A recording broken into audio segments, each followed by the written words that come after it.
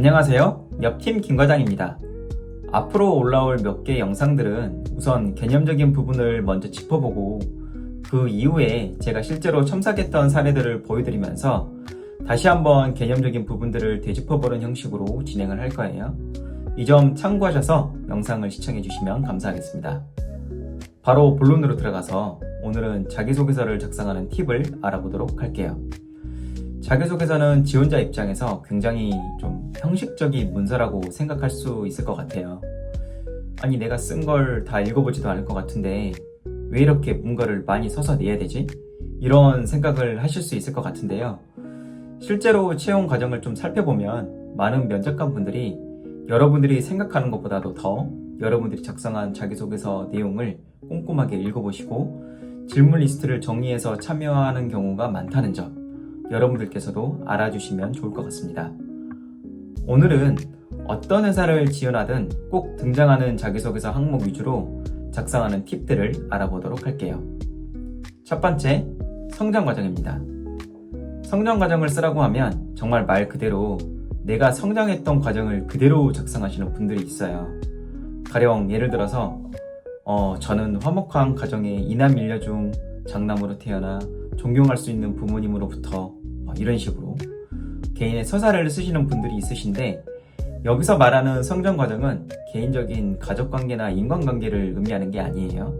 그런 관계적인 측면보다는 후보자가 어떤 생각과 가치관을 가지고 있고 어떤 태도로 살아왔는지를 묻는 질문에 가깝다고 생각하시면 됩니다. 그래서 너무 중고등학교 시절처럼 어린 시절로 되돌아간 이야기보다는 최소 본격적으로 성인이 돼서 사회를 경험하게 되는 대학생활, 인턴십, 아르바이트와 같이 사회라는 테두리 안에서 여러분들이 어떤 경험을 하며 성장했는지를 작성하는 게 좋습니다. 두 번째, 또 많이 나오는 게 뭐가 있죠?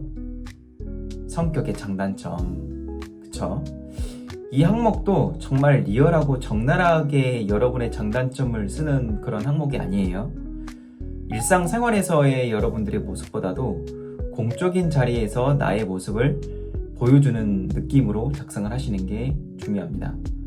특히 좀 유의하셔야 할 부분은 장점과 단점이 지원하시는 직무의 업무 특성을 고려했을 때 그게 어떻게 해석이 될지를 생각을 하고 작성하시는 게 굉장히 중요해요. 가령 예를 들어서 회계 담당자 포지션으로 지원을 하시는데 저의 단점이 꼼꼼한 작업을 하는 데 있어서 좀 약합니다. 이런 이야기를 하거나 멀티태스킹이 필요한 직무를 지원하시면서 저는 하나의 일에 좀 집중을 하고 거기에 몰입하는 경향이 있어요. 이렇게 작성을 하시면 채용 담당자나 또 면접관 입장에서는 조금은 고민이 될 수밖에 없겠죠. 그래서 장점은 내가 그 직무를 수행하는 데 있어서 도움이 될 만한 내용을 작성하시는 게 좋고, 반대로 또 단점은 너무 치명적인 부분은 제외를 하고, 그렇지만 누구나 단점이 있기 때문에 조금은 솔직하게 작성을 하되 내 스스로 단점을 어떻게 인지를 하고 있고 그걸 극복하기 위한 노력들을 뭘 하고 있는지를 작성하시는 게 하나의 포인트입니다. 세 번째, 이런 질문들도 간혹 좀 많이 본 것 같아요. 지원한 직무를 위해서 준비해온 게 있냐? 혹은 귀하가 해당 포지션을 지원하는 데 있어서 그 직무를 잘할 수 있다고 생각하는 근거가 무엇이냐? 이런 질문들이 종종 나오는데요. 지원한 포지션과 매칭이 되는 업무나 프로젝트 경험이 있다면 그 배경, 과정, 결과, 그리고 그 업무 혹은 프로젝트를 수행하는 과정에서 내가 기여한 부분이 무엇인지 명확하게 보여줄 수 있도록 작성하는 게 중요합니다. 만약에 내가 경험해본 업무나 그런 경험들이 없는 포지션으로 지원을 한다면 지원하는 포지션과 최대한 비슷한 경험이 무엇이 있었는지 잘 생각을 해보시고 과거 경험을 비추어 봤을 때 내가 이 업무에 어떻게 기여할 수 있는지 또 어떻게 잘할 수 있는지를 어필하는 게 중요합니다. 없기 때문에 없어요 라고 이야기를 하기보다는 최대한 비슷한 경험을 잘 살려서 내가 그럼에도 불구하고 경험이 없음에도 불구하고 잘할 수 있다는 걸 어필하는 게 중요하다. 이 말씀을 꼭 드리고 싶어요. 자, 네 번째, 항상 나오는 항목이죠. 지원 동기와 입사 후 포부. 이거 정말 작성할 때 항상 괴롭다. 이런 생각을 저도 했던 것 같은데 자기소개서 항목 중에서 회사와 내가 지원하는 포지션에 대한 그 관심도를 가장 직접적으로 표현할 수 있는 항목이 사실 자기소개서 안에서는 가장 좀 돋보이는 항목이 이게 아닐까 저는 생각을 해요.